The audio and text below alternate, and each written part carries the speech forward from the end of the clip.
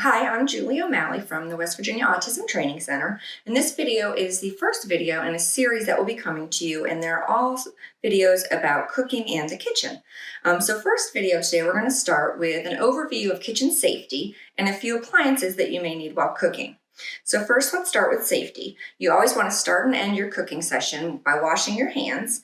You want to check your workspace, make sure that it's clean and free from clutter. Don't forget to wash your dishcloths or your sponges. You don't want to take a dirty sponge out of the sink and clean your counter with it and get the bacteria all over your counter before you start cooking. So next, you want to make sure that you check your expiration dates on everything that you're going to use to cook. You want to make sure that your food is stored properly. Does it belong in the freezer, the refrigerator, the cabinet? And I will link below. We have some printable flashcards that you can use to help learn where some of our kitchen staples belong, whether they're the freezer, the refrigerator, or the cabinet.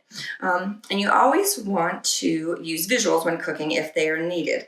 We have several recipes that you can print out. This is just an example of how to make a grilled cheese visual, but there's a ton out there on Pinterest, and we will also link to some of them below. Remember, a clean kitchen is a safe kitchen, and now we're going to move on to appliances. Okay, let's start first with the toaster. The toaster at my house stays unplugged when it's not in use, so the first thing you got to do is plug in the toaster. There you go. And then your bread goes in, the lever goes down, and once it's cooked, it'll pop back up. The toast is really hot as soon as it's done, so you don't want to try to pick it up with your hands or use a fork or a knife to try to dig it out of the toaster. So as soon as you're done cooking, it pops up, you're going to unplug it. There you go. And then you can either use these hard plastic or wooden tongs to get your toast out. These are from the dollar store, very easy to pick up. And another thing to remember is the outside of the toaster is going to be hot while it's cooking. So you don't want to put your hands on it, touch it, try to move it around until it cools off. Okay, our next appliance that we're going to talk about is the microwave. So it's very important that no metal bowls or utensils go in the microwave. You want to use ceramic, glass, or a microwave-safe plastic food container. You always want to cover your food when you put it in. And you do need to remember to wipe it out too every once in a while. Even though you're covering your food, it may splatter, so it's very important to clean it out. But it will help if you cover your food while you're cooking. And the one last thing, and if it's helpful, put some visuals up. No metal pans or a picture of the only bowl that you want allowed in there. Use visuals if they will be helpful. Okay, next let's talk about the stovetop. You want to use your back burners as often as you can.